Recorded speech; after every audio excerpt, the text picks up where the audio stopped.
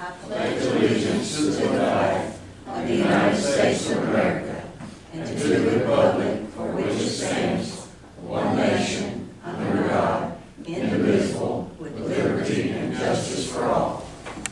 In honor of the Texas flag, I pledge allegiance to thee, Texas, one state, under God, one and indivisible.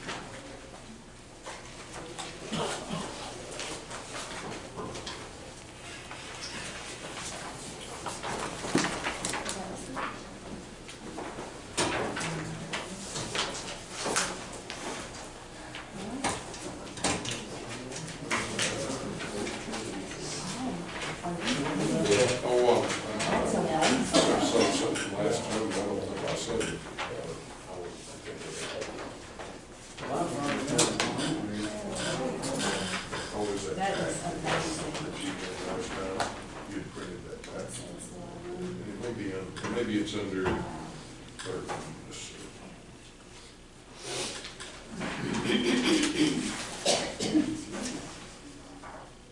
The meeting will please come to order. We do have proof of posting in accordance with Chapter 551 of the Texas Government Code amended under the Texas Open Meetings Act. Any members of the public who wish to speak shall each have 3 minutes to address the board.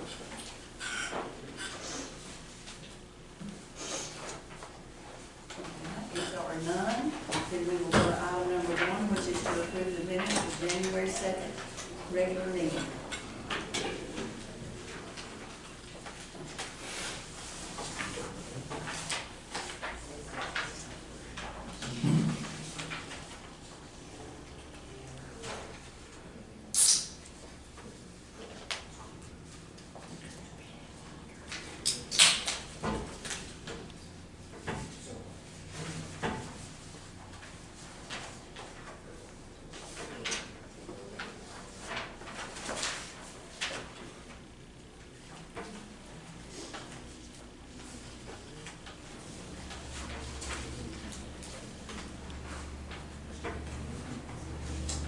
On 7, we're going to change that.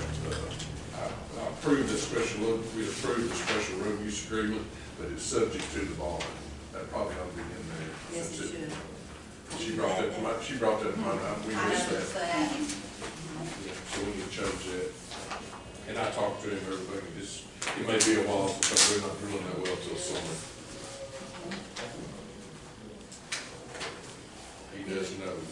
You'll just keep it on your list. You're waiting for a moment. I know you keep the list. Thank you.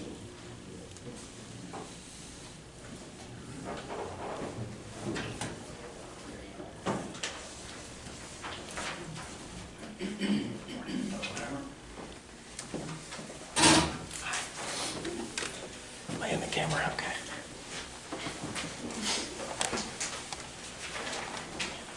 On number 20, it's talking about that Texas A&M Forestry Service grant. That was the grant match that we approved. We approved not to purchase the actual pants, clothing, gloves, and jackets. We approved to pay the grant match. Which was $2,000. Yes. 10%.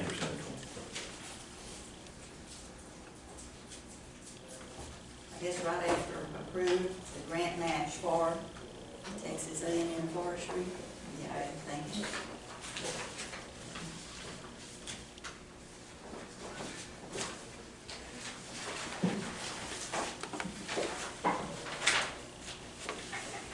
Motion to approve the minutes.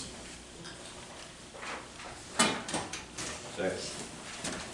All in favor, aye. Any opposed? None. Item number 2 is budget transfers and amendments.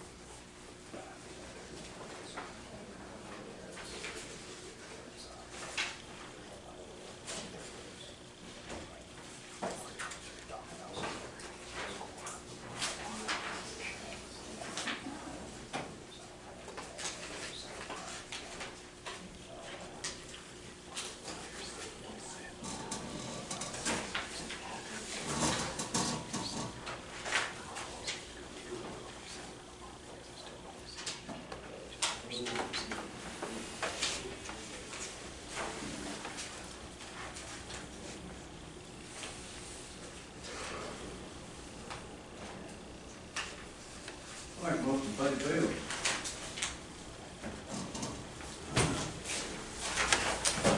I second. All in favor, aye. Any opposed? Motion carries. Item number 4 is bills, and payroll.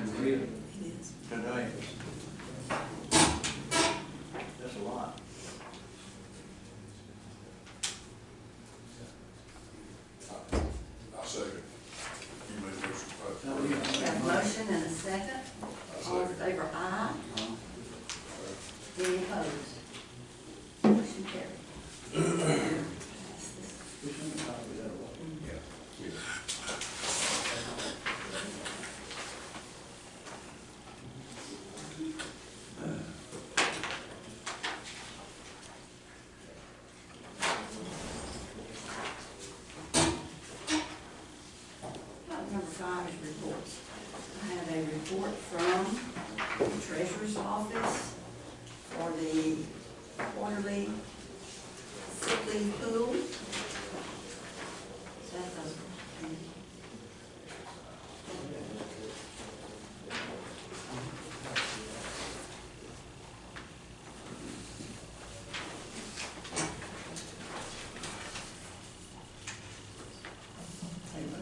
I have one for the extension office.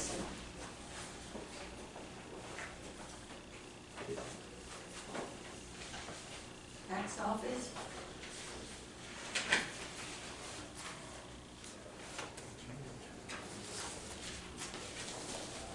December for the county clerk. 18-3.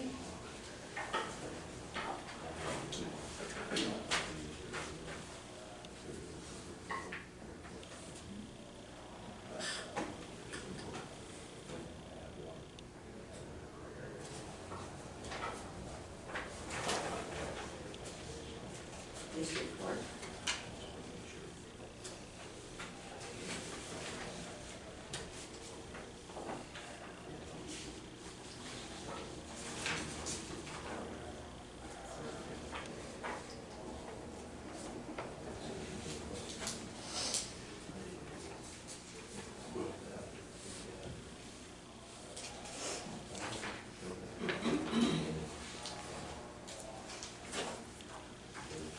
See when it's also the auditor's report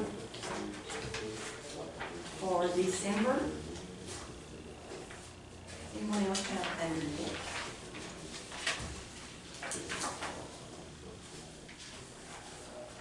All right. If not, we have a motion to accept. I'll make that motion. Accept. Second. All in favor, aye. Any opposed? No. Motion carries. Item number 6 is burn ban.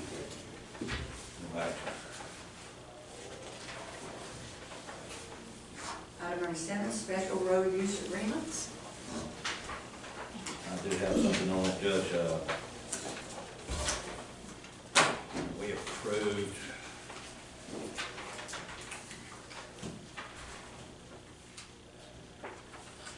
road use agreement 2453 for Pinnacle. And once they started construction, I realized that the map they give us showed they're stopping where the pipeline crosses County Road, and they want to move on down the road. It's 20-something hundred foot to another private road.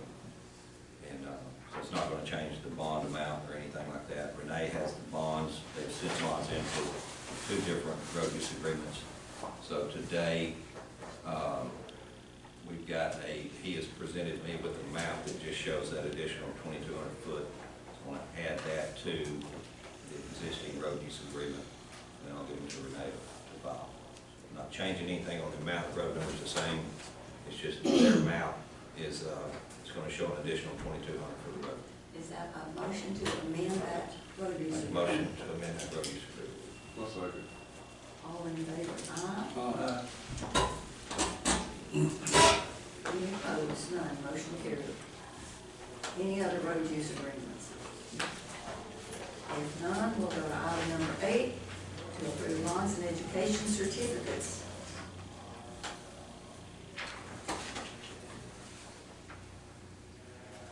One for Jeremy Shipley, $8,000.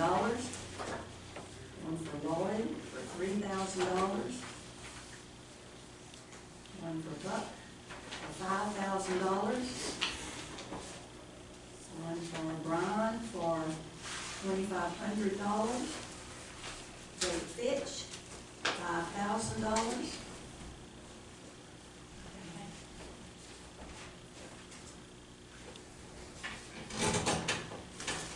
Bill Rothstein, $100,000.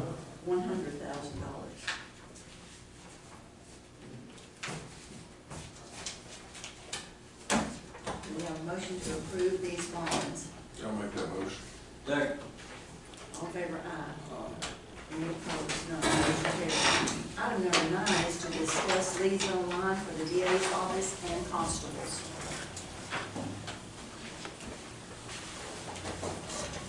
This is the exact same program, I think, that the sheriff presented a couple, 2 or 3 weeks ago. Reached out to the company. There's 3 of us here in the county, the sheriff's office, the DA's office, and the constable's office. All 3 use the leads online. They came up with a group package of, I think it's $11,740. Pay for 2, get 3 users, is what the deal is. We had previously approved the one, and so now we are going to consolidate. And both of these, or this particular contract, it lists the sheriff's office, it lists the DA, and it lists the constables all on one. We pay it once a year, it'll come due, and it's got the prices each year that we'll pay, and I've got $12.95. And we had not paid for that other one yet. No, So we're going to approve this one, pay the whole $11,760. Make that motion. Second. Because that's minus what we've already paid for what we have currently, right? Because we've already paid $2,600 for this go, I think.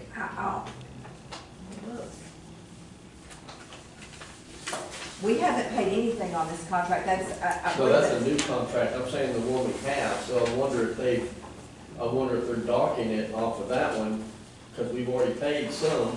Well, so this is for the new term, like, instead of the one that you got, okay, that was 7,000, I think, it's my understanding that this one takes the place of it. So whatever you paid for like December or whatever, that is still, that doesn't include this, because this starts in January.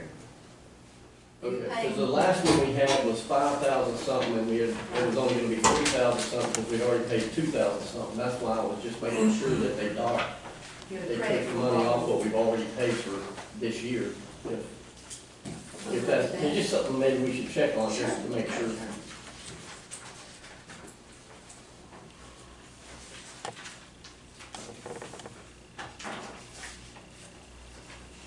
We had a motion and a second, right? Okay, we haven't paid anything this year You know, when I said- for leads online. That was one that had renewed during last year, and the term went through. I know he said we only owed a portion of what he was gonna charge us because we had already paid. That's what he had on our last bill when it was just us. And it could have been paid during last year, but anyway. This says start date 12/15, That's what this contract says. so 24, you go through 12/14/25. We paid it last year. When? Well, we paid it actually 10/1/2024, $2,588. Okay. But see, that would have expired then at the end of this year, Right. or the end of last budget time, correct? Since it was in I don't have a October. copy of that, so I'm not sure. But if it but was paid in October, that may have expired, we can look I'll at call, that. I've got the contact and I'll call them and make sure that, all that. We have a motion and a second, all in favor, aye. Any opposed? None, motion carries.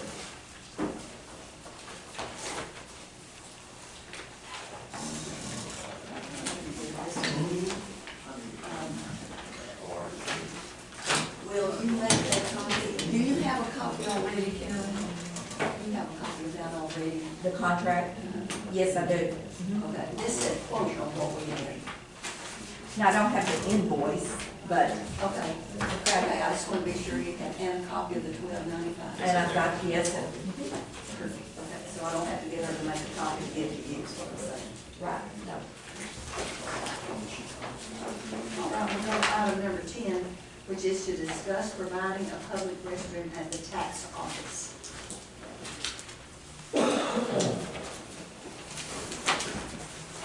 I know there had been a request to discuss this again. I hate that we spent all that money and we can't accommodate the taxpayers. When we need to find a way to accommodate the taxpayers, if they need, you know, we've got 2 restrooms in there for any way we can accommodate it. That's what we need to do. And, I talked with Dan about this, we discussed it, I guess, the day before yesterday, and, I think Dan's fine with whatever we decide to do.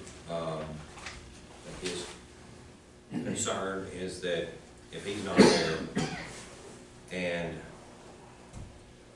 someone who's not the most upstanding citizen wants to go to the restroom, then, you know, there is checks on desk back there and stuff like that. And then I talked with the judge about it after that, and Dan and I haven't talked about this, but you know where there was a door, and then that door got removed? But would it make sense to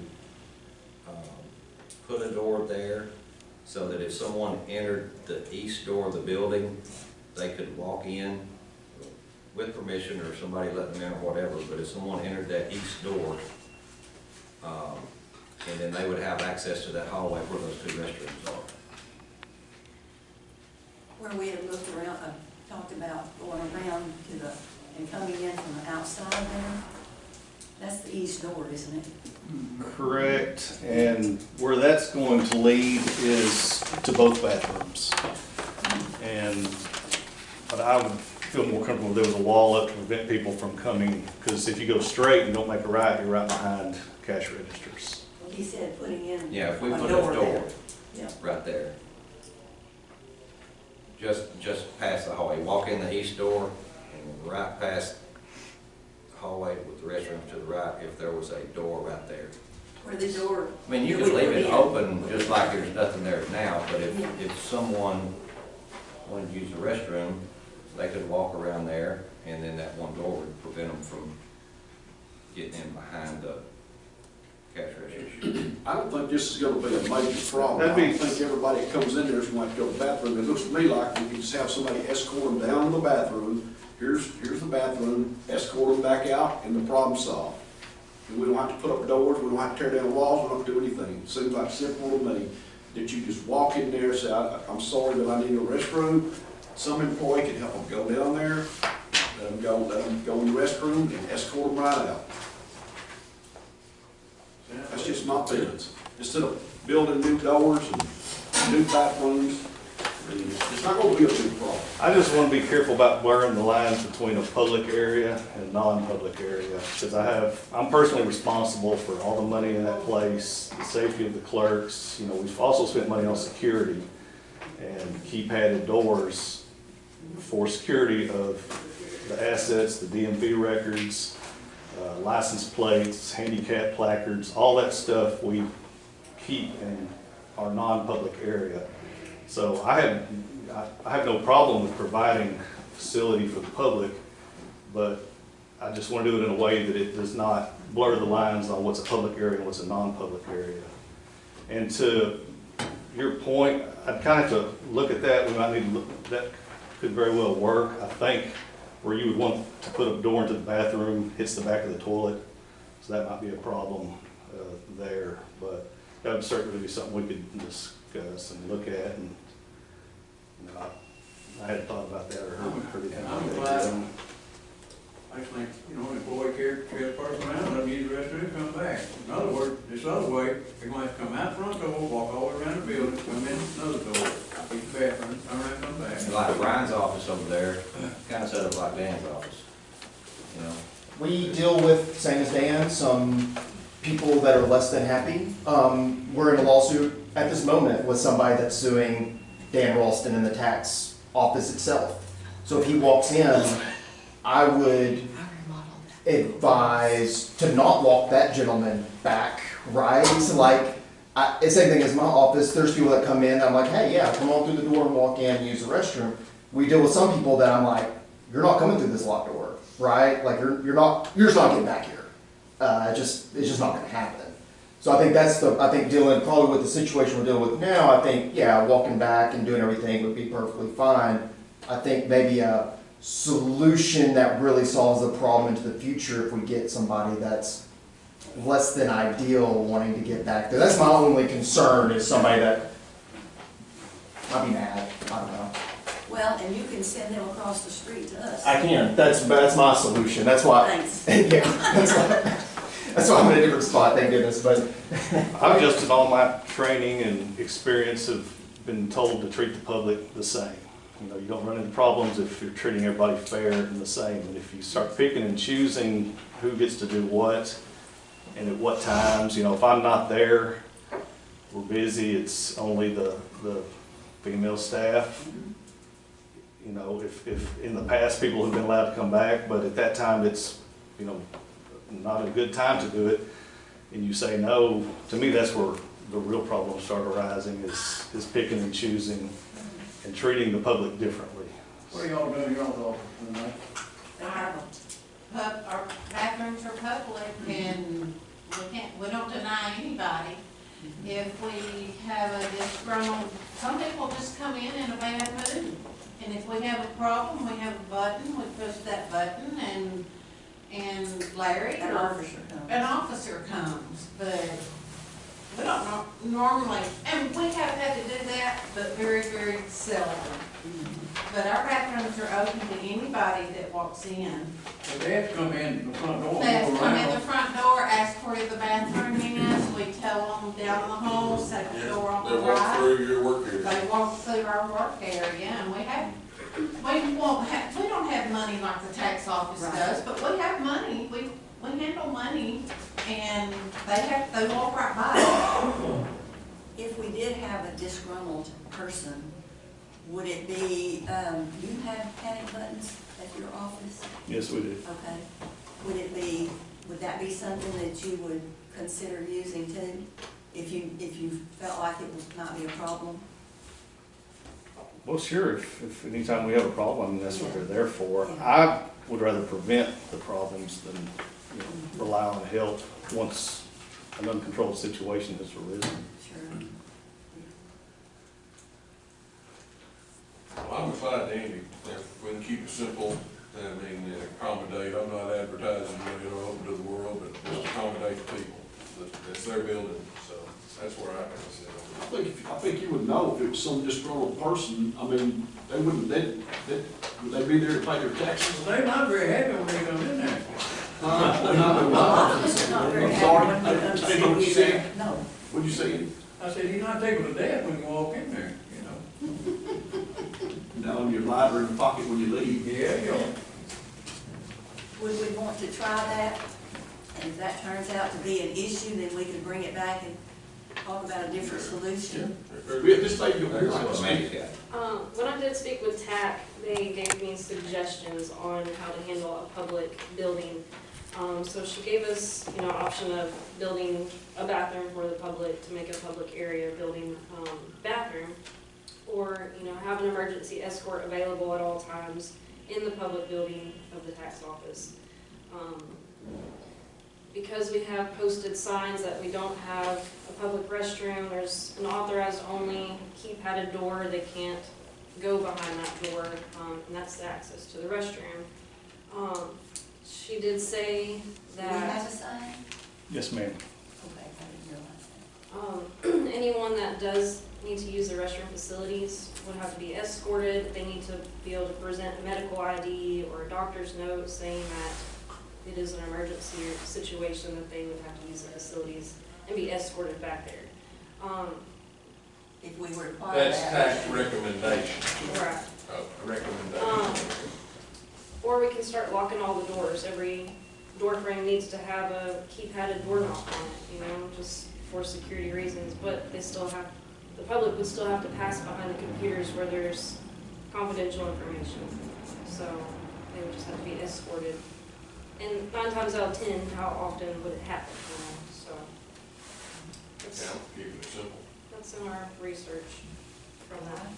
Let's go down that path and see if we can make that work. And it's what, We need a motion to do that. No. To discuss. if you want to make one. I'll make a motion. I'll be glad. I'll make a motion that whenever somebody comes in the tax office and needs to go to the restroom, that somebody there escorts them down to the restroom and make sure that they get out and they're not seeing any records or anything like that. And I'll make that motion. We'll try that. If we have other problems, we'll do something different. I say, All in favor, aye? Any opposed? None. Yeah. All right. Item number 11 is proposed policy for county employees that use and operate county systems. I think we spoke about this earlier this week, and I need to get time to circle to each department head. If that's the way we're gonna, if that's what you requested, and sit and discuss with them how these policies would affect them. So I I would, requested that to be on here because I thought you wanted us to do that. And why don't you tell us why that's important, and that'll help everybody understand that better. yeah, good deal. So our primary concern is around the Gmail, Hotmail, Gmail, any of these internet-based email systems. We've had a couple of security issues where when you come in on Gmail, you're coming in through your URL, okay? You're coming directly in through the internet. So when you're signed onto it, it comes to our firewall, but it doesn't come through our security features by email. So if you have an email, you open it up, it's got the ability to infect your personal computer, which then has got the ability to infect the rest of the system. So the policy that I'm suggesting is no Hotmail, no Gmail. You got everybody in the counties that needs one. If they don't have one, you get them one. Has a Freestone County email address. That's all they should use if they're on Freestone County systems. And that includes not opening a personal email on a county computer, is that right? What it is these third-party email systems is what. Whether it's a personal or the county. Well, if it's, that's up to you guys, how y'all want to handle that. If certain people, that's kind of something that needs to be talked about. If somebody has a personal email coming to the county through their email system because they're at work all the time and they got insurance or something like that, at least we got that secure. We know what's coming into the system. When it's on a Gmail or third-party source and it's personal email, that's what I'm trying to eliminate. That's the concern. That's So you're saying that if my office decided we were going to use Gmail rather than doing the Sierra, we could do that? Yeah, but I would not advise it. I Well, mean, but technically, yes. There's systems out there, just about Microsoft's got them, Google, all these different hosts have got free email accounts, right? And they're free. And so people sign up for them, and probably 90% of the people in the room probably have one. And that's their personal account. that's their personal. What the problem is when they're opening that Gmail on a county-owned device, regardless of what device it is. Okay. That's what concern. That's what the policy is. And so it gets a little bit. There are a couple of departments. That's why I need to talk to each department head. We've had two issues, potentially, or one for sure that cost us some money, but there's certain offices that use that primarily around a calendar system because they share it with other offices, other surrounding county areas for calendars and such. So those are the ones I got to look at. Now the solution to that to me would be, okay, if you want to do that, then you need to be on a whole separate device that does not connect to our email system, to our system. And then you can do all the Gmail you want to, as long as it's not coming into our environment. So say I'm just going to use, for example, DA's office. Say they're working calendar with different attorneys at different counties, right? And they're like, well, we got to work a calendar. Not everybody's got access to our calendar, so what they'll do is they'll go on to Gmail, they'll use a calendar there, and him and his 10 other attorneys will coordinate their schedule to that Gmail calendar. Because it's just easier for them to do that. That's fine, as long as whatever computer they're doing that on is not, they're not opening those emails and it's not coming through our devices. So if they want to have a standalone that's just kind of their calendar device, they can use our internet, they just can't open those emails and bring them to the environment. How many offices is it going to affect? That's why I go talk to everybody and understand what we're up against. But I would guess, I mean, we'll just ask department heads we got sitting here, are any of you guys using third-party email system in our PC, in our devices? I don't have county devices. I'm sorry? My devices are Pritchard Abbott. Right, so computer, yeah, okay, yeah, yours is. I know, how about you? No, we don't use Gmail or anything like that. So I see, in particular, what I know right now, there's one department in particular that's gonna affect. And that's the one that we already had an issue with. I do get emails from the public. That's okay if That's you're- okay, sir. That- And that's fine, if somebody, if Floyd Lane sends you one from his Gmail account, and it comes through our thing, because now it's coming through our firewall, we're scanning it, right? It's when you're just logging on through the URL directly, and it's just bypassing our firewall, but our email security, basically. All of our emails are county emails. So that's what the proposed policy is to address. We've already had one incident, and it's just to prevent any future incidents. It's just good security policy. All right, will you bring us a report back then again? Yes, I'll try to circle with each one before next Commissioners Court and Okay. propose policy for you. All right. Do we have a motion to table? Second. In favor, aye. Motion carried. Item number 11 is the proposed policy for county employees that use.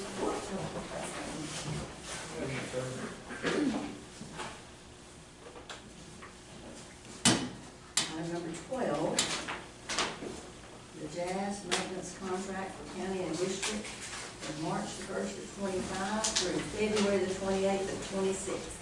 And if you'll look at that contract.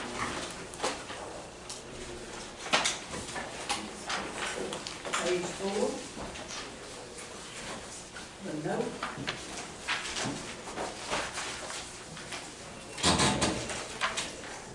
For the next contract period starting.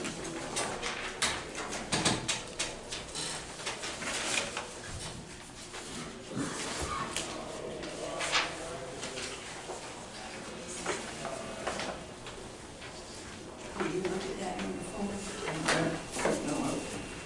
You don't have a Page 4 on number 12.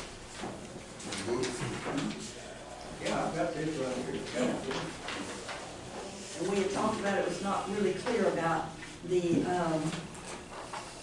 adjusting accordingly. Recalculate the fees.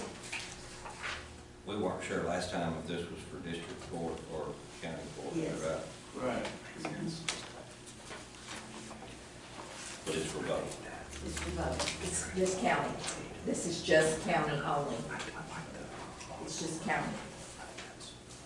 It says Freestone County Courts, and we paid it, a year ago. Okay, yeah. And so this is just for the Just for county. the county. And that figure is about what? And it was exactly the same figure that it was last year.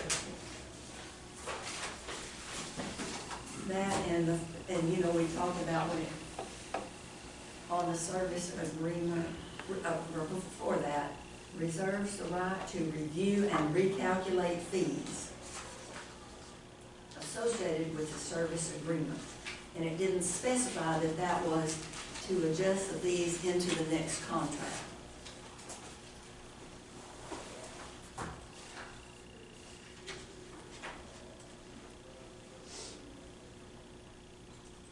Sure, court run, is that what you want?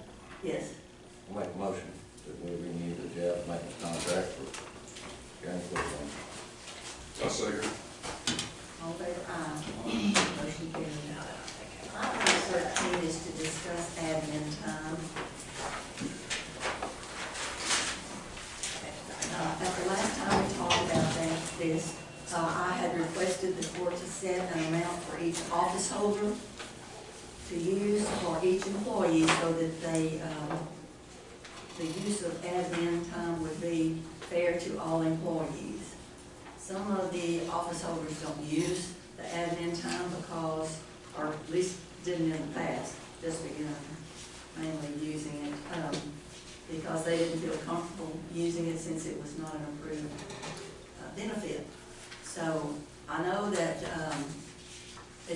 office holder when they can use it, when they allow them to use admin time. Certainly, I realize that it is up to the office holder. But in order to try to make it fair for everyone, I thought this would rectify that issue.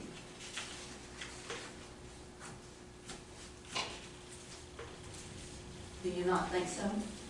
To set a budget for each employee, Yes, ma'am. to set like an hourly budget for each employee or the office itself? Each employee. Okay. Each Yeah, employee. and the commissioners are the like budgetary decision makers to decide that. That's correct.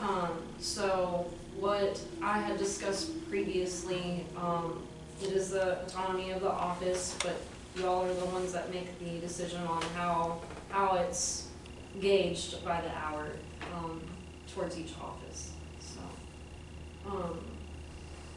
I did, give y'all a report of the admin time of what's been used, throughout 2024 for what I could run on reports to compare, so if y'all need to review that to see what's been used. We can make a decision on how many hours each employee gets. Right. But it is up to the department head how they delegate it, when they delegate it and all that, Yes, so. yes, it's up to the department head for that. But, I had thought we might look at 24 hours as 3 days, but that also covers your issue, y'all's issue of holidays. And you have to take 2 hours of vacation time, which is what y'all have been doing for your holidays. And we would use that for the holiday service for that, and then we solve that issue for the commissioners. But it also would give the same opportunities for all of the other employees to have that. So, discussion. I like the 24 hours. It's very gracious. Very I think it's a big part. Yeah.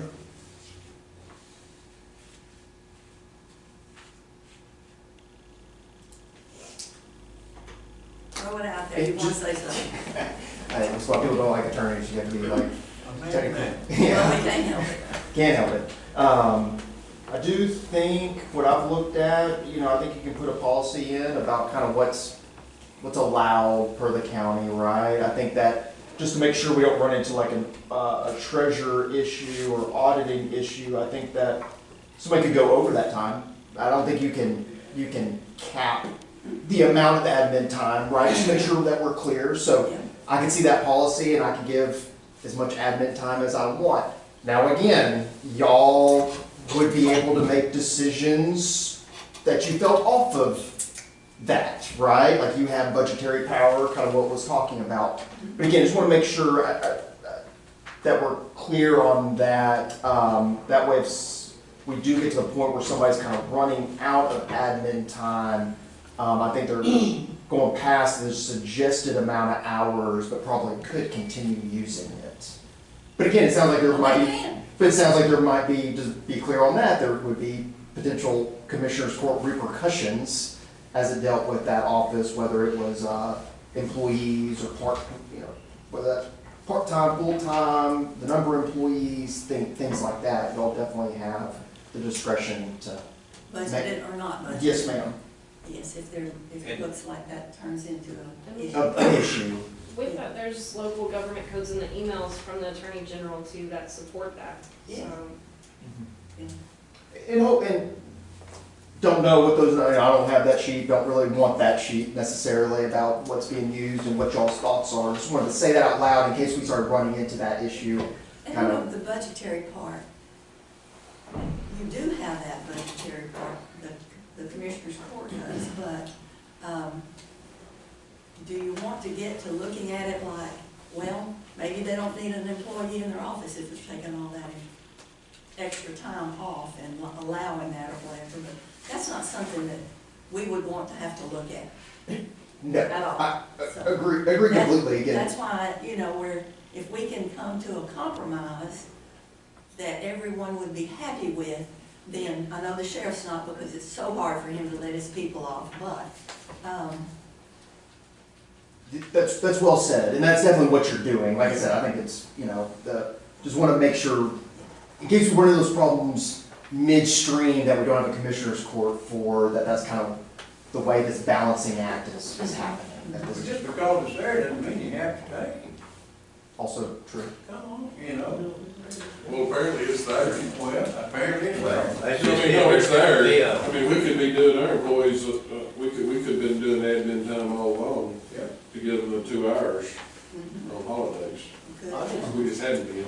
I kind of feel like we're paying people to be off more than we're paying people to be at work. Okay, yeah. I mean, I'd rather my people get more money and be at work than I've never had a job in my life where I was off this dang much through a year. Like, that's crazy. I Well, think. and you know, another thing you can look at is the commissioner's court sets the benefits. And rather than firing somebody or whatever, if it becomes a problem, you can reduce some of those benefits, like vacation time or whatever to. There would just I'd have like to to be see a that. mutual respect that Yes. if the court was going to give an additional 24 hours, paid hours, that those would be used in the holiday realm. Which is where Because we have. funerals are understood, Mhm. and if your office is flooded, or your electricity's out, or your computer software down, or if it's a bad weather day, that's admin time. You know, if you can't come to work, or you can't perform your job at work, and you get sent home, you're on admin time, it's not your fault. But when you choose to leave because you want to get off early so you can go to a Christmas party, I think it would be respectful if an elected official didn't give their employee admin time for that, and that's where this 24 hours would kick in. Mhm. But in the statutes, it doesn't But, say that. but at the same time, we can't enforce it. I realize they have the right to do whatever they want to, just like we do. We just haven't been doing it, like you said. Part-time But employees if it was cannot, understood that this is the way we'd like to go about it, and then if somebody messes it up, they just mess it up for everybody else, and then, yeah. and part-time employees cannot get admin time, is that correct? Correct.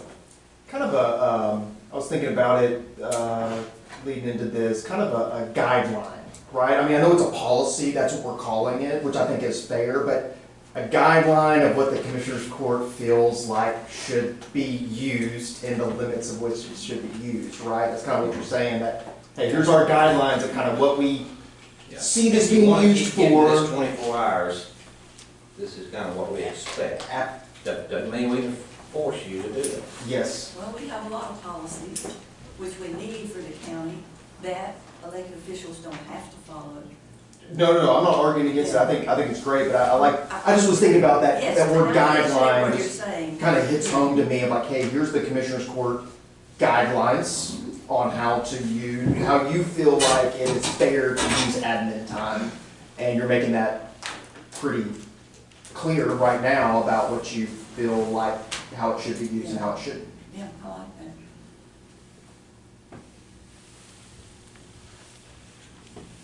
Okay, what do we decide? Should we write these guidelines down and It's gonna be pretty. I don't, I'm sorry, Judge, that was a question to you, because I feel like I need to answer that because I kind of led us into that. I would say no, in the sense that I think it's pretty clear what you're saying. I think it's clear the message being sent right now about kind of what you should use it for and what you shouldn't. I think you start, it's gonna be tough to put it on paper every instance, right? You just use your. It could be any instance. Mhm. We wouldn't even have to say what it was for. Just, you have this number of hours. We need to, we do need to have a way to keep up with those hours, or we won't know if somebody is going over. Correct. You've got like your report anyway, don't you? Now we do. Oh, now you do, okay. what would you call that 24 hours? What kind of time would it be called? Feel good. Feel good time, there you go. Would you call it admin, or what about employee appreciation? PTO, Appreciation. personal time off. Yeah, I like that, employee appreciation time. That's a long.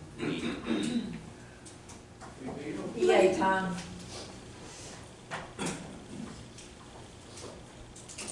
We could call it anyway. So is I'm for this- trying it, I'll just say that. I'm Yeah, for, I am too. I'm definitely for trying it, Me too. and I hope that I know. people do it right. So will admin time be employee appreciation time, or are those gonna be? Yeah, we're gonna have two separate times entities? now. We're gonna have admin and we're gonna have appreciation time. When you I label hope it. not. No, I mean, when you label it, let's, I mean. It's just something else I have to keep up with. Put on PTO, reports, personal time so. off. Went to school to a play, grandkids or anything, you know, PTO. Let's just make it simple and call it admin time. Yeah. Yeah, that way we don't have. Because the Right, next thing administrator, they fly, I mean.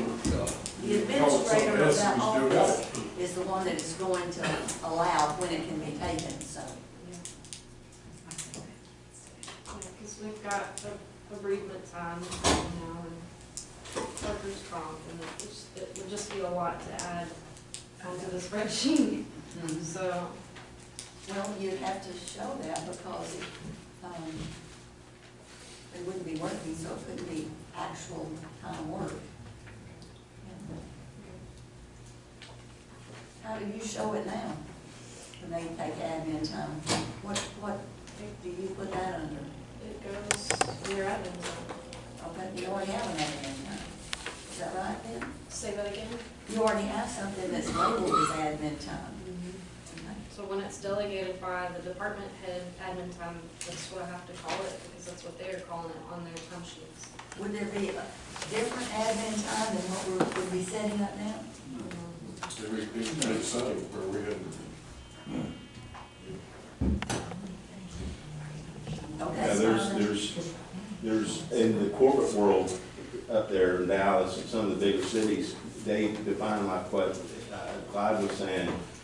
They'll take everything as a whole, if it's a vacation time, sick time, whatever, and they put it as PTO. PTO. That's your, there's no We can all vacation, do there's that no before, sick Sunday, time, there's no nothing, it's all culminated in one section, and it's called PTO, and from bookkeeping, I mean, however y'all gotta do it for reporting, I don't know, but that's the way a lot of your companies have gone, because in the case of even like, you guys get benefits of sick time, right? So there's some people that probably use every bit of sick time there is every year, and then there's others that don't use any of it because they feel that it's supposed to be used for when they're sick. Right. So if it's PTO, if they burn through it, they burn through it. If I don't use mine, then I got it when I get sick, right? It becomes a personal responsibility managing your own PTO account. Which I always like that, because I'm not, myself, I'm not an individual who uses a lot of sick time, so I just accumulate that stuff, where then I know a lot of people just use it like vacation time. they did. Were you gonna say something? I don't want to say, yeah, no, I'm good. I give myself an allotment of how much time to speak, so I think it's not anything that's going to make or break what we're talking about right now.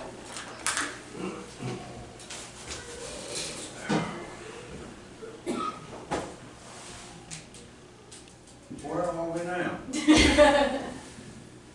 That PTO time makes it straightforward, easy, it's all one ball, Do and you remember why we didn't do that? Yeah, I do remember that because I was against it because, I mean, at the time, That's why I'm because, asking, yes. because what happened, I mean, in some instances in the past that I was aware of in other places. So when they said, hey, we're fixing to go cut down 25 or 30 trees for the next week or so, and that person says, I think I want to take my PPO time. So then there you are, you got something you gotta do, and you don't have your, in it. I mean, that's a far-fetched, and so I know how I would deal with that employee, but I mean, we could always look at something like that, I mean, in the future. And then, I mean, like you say, when you burn your PPO time, it's gone, you know? But then what do you do with comp time? Can you take comp No, time? you have to pay the comp time. You have to what? You have to keep comp time separate. I know, but can you take your comp time off before you do your? You would have to. Comp time is a financial liability. It's time You and a have half. to eat it up first. What happens when people get to the limit on time, on vacation time, and then they got a whole bunch of comp time, and then they lose their vacation time, and when I have them to come in to work, they were working on when I need it.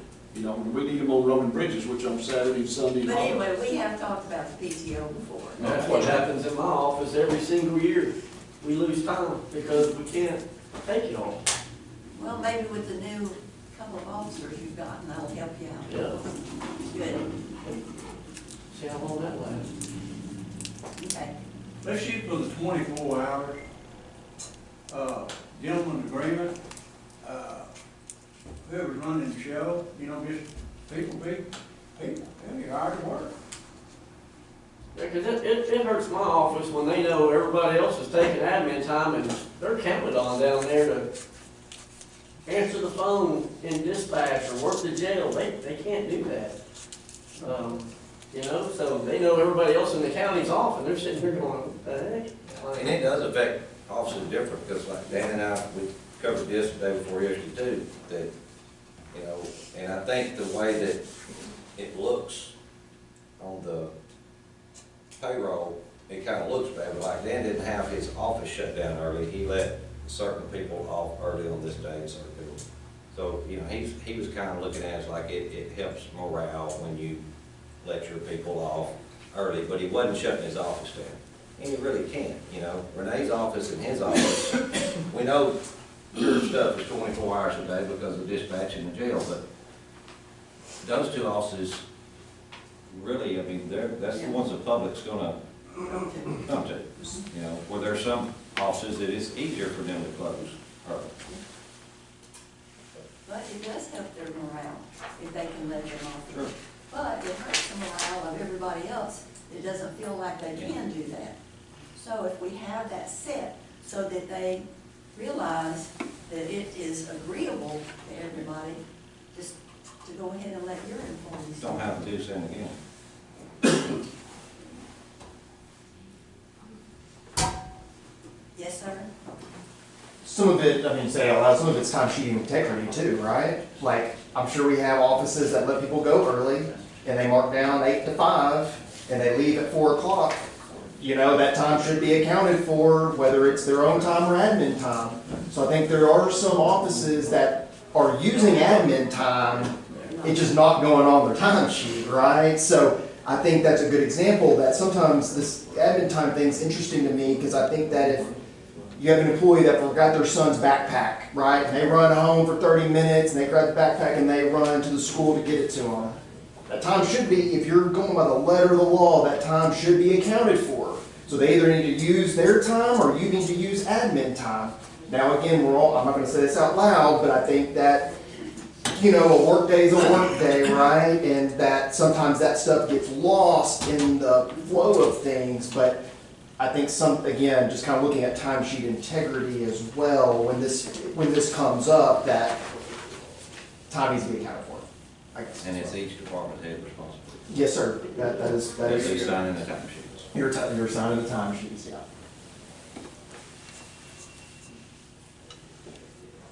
All right.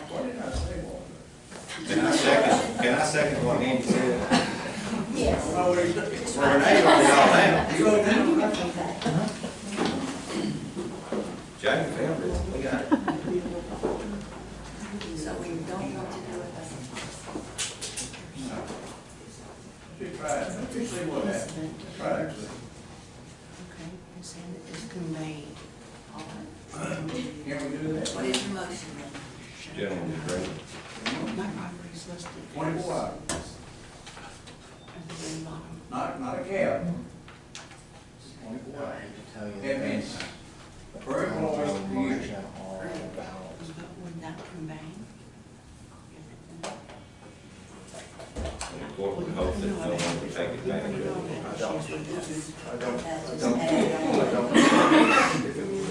Well, we we see it, and she'll be giving us a report. And then if that's not working, we'll go back. You know about the tax. Okay. Second. Second, all in favor, aye. Any opposed? Motion carries. All right, let's go to easement of the section. I'm going for it, I'm going to say All right. There is,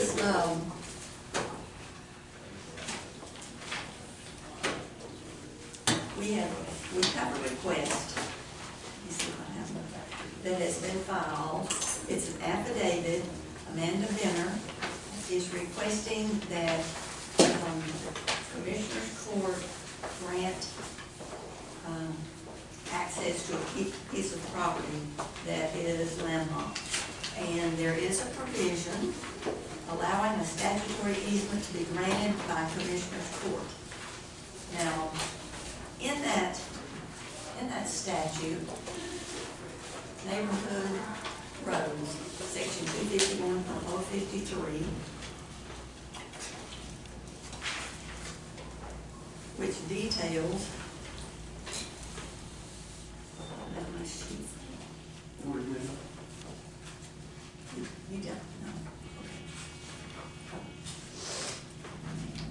No, what I didn't, I have print out some more. No, I had printed something out anyway. Okay. In this, it says at a regular term of court following the service of the summons under subsection C. So we would have to we need to summons the people that, the property that you're asking to be used, that the Commissioners Court may hear evidence as to the truth of the application. If the court determines that the applicants do not have access to their real property and premises, the court may issue an order declaring the lines designated in the application or the lines established by the court to be a public road. The court may direct the public road to be opened by the property owners and remain open, and then it goes on down. Notice of the court's order shall be served immediately on the property owners, and a return of the notice made in the manner provided. Damages to the property owners incident to the opening of a road under this subsection shall be assessed by a jury of property owners in the manner provided for the other public road. Now, the county shall pay all costs incurred in connection with the proceedings to open a road under this section. The Commissioners Court is not required to maintain the road. Now, additionally, under this says there, this is not in the statute, this is just what has been written by commentary, access to property. It says additionally, there may be some reason for concern over whether a road created under this section could potentially be an unconstitutional taking of private property. The Texas Supreme Court held a prior version of this statute unconstitutional, as it found the Commissioners Court did not take private property for private use. Although the current version of the statute was passed 30 years ago, after that decision has never been challenged.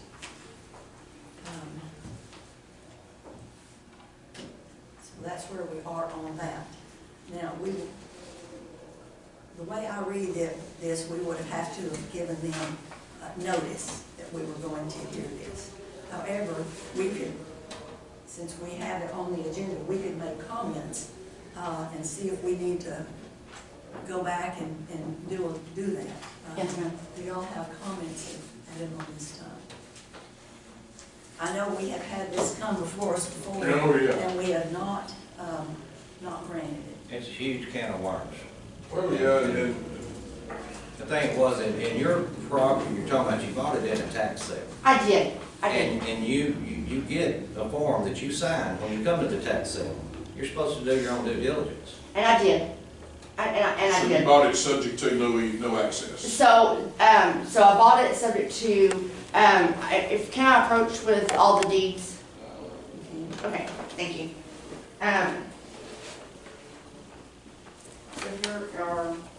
It went from Lester Woodard to Robert Woodard, or, Are you talking about, let, following the division that it was? Yes, was- because- That's not what we're talking about. okay, but on the right of an easement of necessity, it's Yes. a legal right access implied by the law when the property completely landlocked has no other reasonable road. And it to says reach that it. you have to provide the evidence. Okay. But I think that is within a court And proceeding. so the evidence would be unity of ownership prior to separation, meaning both estates were once owned as a single unit or tract. And And all of, by all of these deeds, this shows that this I think was one tract. I think you need to look and see. But I have a question. I think you need to look and see if that means that the grantor, Can I ask you one question? Would you look at this where it says east? I'll read this later. What we're gonna do Okay, is, if you're going to do, and by necessity, I believe you have to file a suit and have an actual court hearing to okay. go through So it has that evidence, and, but that's up to you to look at that. Well, it has to be denied by the commissioner's report before I can take it to the district court. Not necessarily, because if the court here granted it, then you wouldn't have to do it. Exactly. But that's where we are, that's what we're talking Okay, about today. okay, so you don't want, y'all don't need the deeds. Okay, No. I still have a question. okay. What was your reasoning on purchasing landlocked property? Okay, so what we are avid hunters. And the 18.9 acres in Oakwood, or Oakwood itself, has some of the biggest bucks in the county. We go to Arizona, hunt elk, and I had originally had an agreement with Miss Richardson to go through the to go through the Cunningham property to get to our property, okay? Which I called A1 Cunningham Pipeline Road to make sure that that was public access. I later found out that is not public access, it is still somebody else's property. So I have permission to go through Samuel White's property, but there is a triangle of land right before Samuel White's property from 381. Is it landlocked also? Okay, so there's a triangle of land right before Samuel Wright's property. And Albiona Davis, which is gonna be, let me get to, it's gonna be the one where Robert Woodard Jr. left it to Albiona Davis at all. Has property that was all, so Samuel White's property, my property, was all once one tract, including Albiona Davis's property. So by right of, or by way of necessity, we would be able to access, and we're not asking the county to build a road, because there's, when we look at the maps, the Google Maps, there's already frontage. I mean, you know, there's already an easement, well, not easement, excuse me, there's already a path to go through. All we're wanting to do is simply put a gate into the fence to get to our property, to hunt it. That is it. It is merely, we teach our children, they don't play on video games or anything like that. We are avid hunters. You know, we go out, we kill, we eat. I mean, we just, that's just our way of life.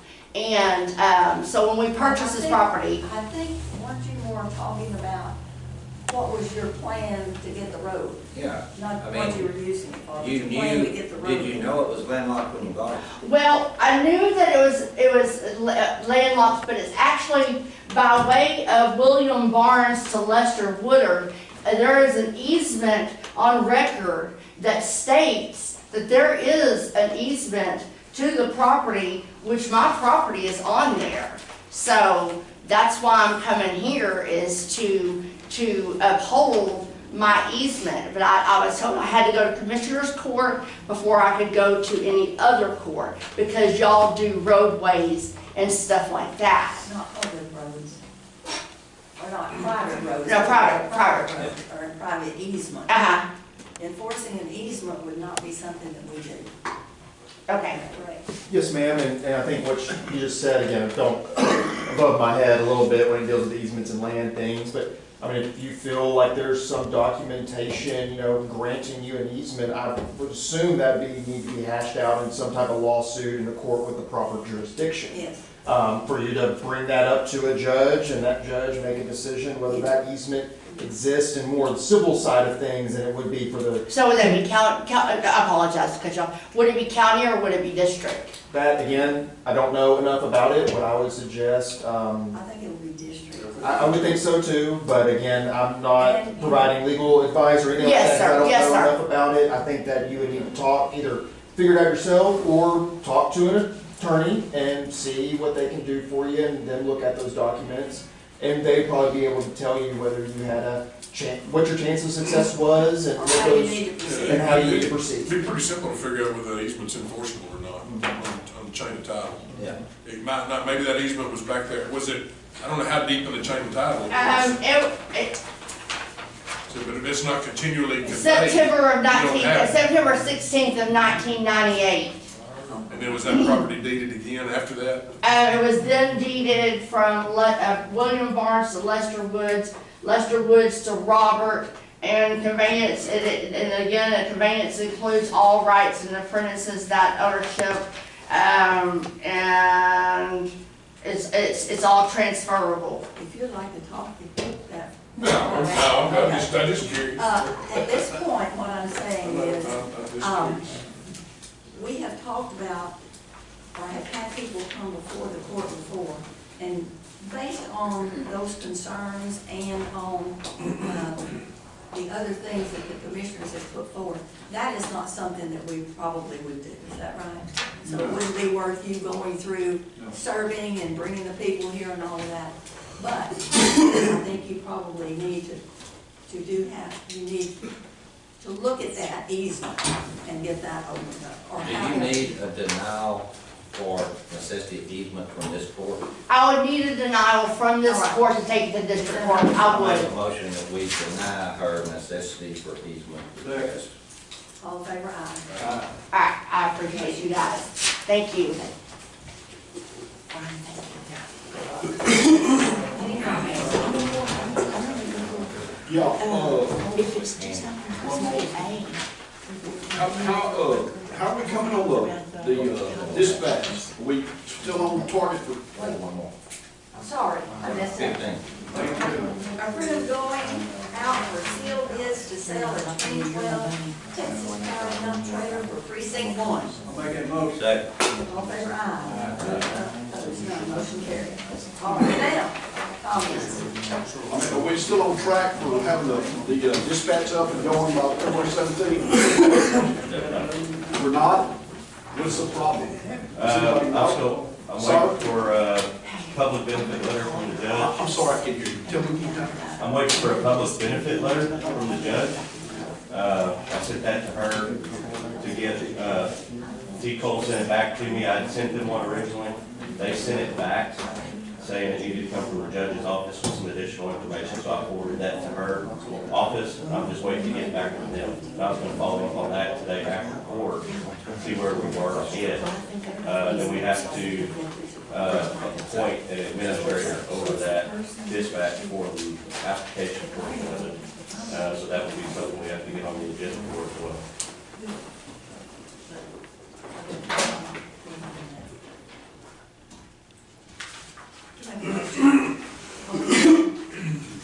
Do we have a date of any time when we're gonna, I mean, we went from one date to another date to another date. Are we ever gonna get closure on this or not? What's your? From the system standpoint, I always stated that we didn't ever have a hard date. That February 17th or whatever, 15th, we had set. I did finally get a hard date, which is 1st of April, maybe pulled a little bit more. Now, whatever he's got going on with his licensing, I don't know, from a system standpoint, we should be up, from what I'm being told by LTS. So what kind of license are you trying to get, Lynn? We have to get a new agency license that we're pulling it out under the sheriff and the sheriff's office. We have to apply for a new agency license, but they changed up that process. We have to submit a public benefit letter stating why they should grant us the agency license and how it's gonna benefit the public moving it there. So you're gonna be holding a license for the dispatch? I'm not gonna be, no. I personally cannot hold that license. Okay. That's why we have to get on we have to appoint somebody to hold that license. Per the new statute with TCOL, the commissioner court and the judge has to appoint a agency chief, basically. So who are we, over we dispatch. talk about who we're gonna appoint? That hadn't been brought up yet, no. So we don't have anybody to supervise it, and we don't have a close date. I mean, this has been rocking on a long time. Well, this statute just changed in the last few months. Prior to that, we didn't have to have all that in place. They changed it up because they, from the meeting I watched to get the details on exactly the processes, the TCOL meeting, they changed it up because they've had an influx of new agency applications, but they've also had a lot of agencies closed down that they've approved, so they've changed the process to try and show where that benefit's gonna be to the public to have that agency in place, so that they don't have a repeat of closures every year or every month and extending on, because they have, on the TCOL side, they have a list when they be their F5, which is their termination status. They have a list of agencies that they've worked for. What they've run into is having a list of 10 or 15 agencies on one personnel record. By going to an agency that just opened up, they shut down, they go to a new one that just opened up, shut down, and it looks bad on their employment record. So that's why they've changed it to try and make it better and easier, and not have as many closures in the future. So in other words, we don't have a date, and we don't have a administrator. I'd like to know who is the administrator for the majority of these consolidated dispatch centers. That would be interesting to know. I'm sorry, I couldn't hear you, Jim. One more I time. would like to know who the administrator is for the majority of these consolidated dispatch centers. That would be interesting to know. Limestone County, I think Leon, Limestone County, isn't that the emergency management? no ma'am, it's the police chief from Mahia. Good, okay, The Mahia police chief is the administrator over dispatch. okay. Maybe we'll get one of those. There you go. Or we could leave it with the sheriff, thank Thank you. you. He's walking out on me, okay. Anything else? I guess I got an answer, but we're good to go. Do we have a You motion got an to- answer? I'm ready to adjourn. There is no date. Second, I'll make a motion to adjourn. Yeah, Andy, go ahead. second, Second. adjourn.